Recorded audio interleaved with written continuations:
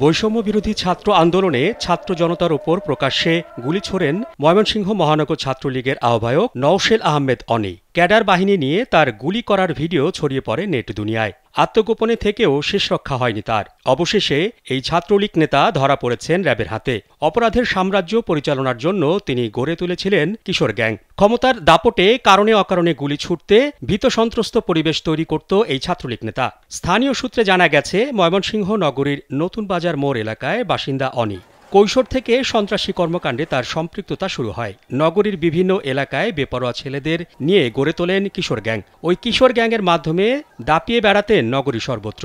এরপর স্থানীয় আওয়ামী লীগের একটি প্রভাবশালী মহলের মাধ্যমে মহানগর ছাত্রলীগের আহ্বায়ক পদ পান তিনি।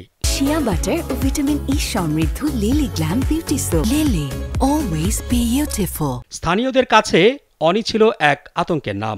কেউ প্রতিবাদ করলে টর্চার সেলে ধরে নিয়ে চালানো হতো নির্যাতন। নতুন বাজার এলাকার ব্যবসায়ীরাও ছিলেন অনির কাছে জিম্মি। ছোট ব্যবসায়ী থেকে শুরু করে বড় ব্যবসায়ী সবাইকে চাঁদা দিতে হতো ছাত্রলীগ নেতা অনিকে।